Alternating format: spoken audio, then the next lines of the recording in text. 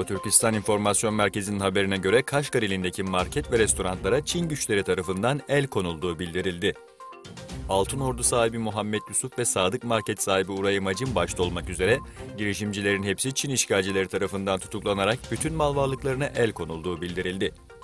Konuyla ilgili görüşlerini bildiren Etik Başkanı Karakaş, Çin'in Doğu Türkistan'ın Kaşgar şehrindeki market ve restoranları kapatması, sahiplerini tutuklayıp mal varlıklarına el koyması, Doğu Türkistan'daki Uygurların ne kadar ağır baskılara maruz kaldığını göstermektedir.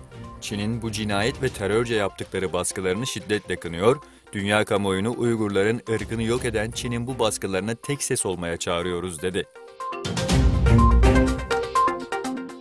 Kırgızistan'da altın madenleri işleten Çinli şirketlere karşı Kırgız vatandaşlar büyük protesto gösterileri düzenliyor.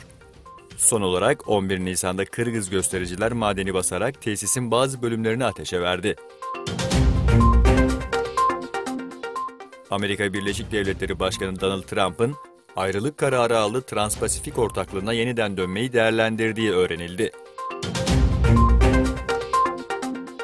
Washington'dan gelen saldırı tehdidine rağmen Suriye'nin başkenti Şam'da yaşayan halk hayatlarına normal olarak devam ediyor.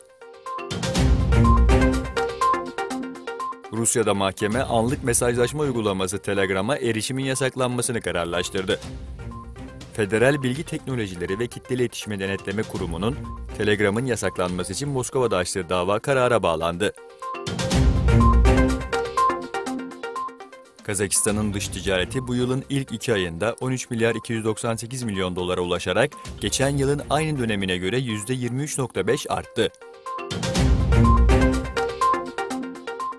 İstanbul Büyükşehir Belediyesi'nin 13. Lale Festivali kapsamında 565 bin farklı renkli lale ile hazırladığı dünyanın en büyük canlı lale halası Sultanahmet Meydanı'nda sergileniyor.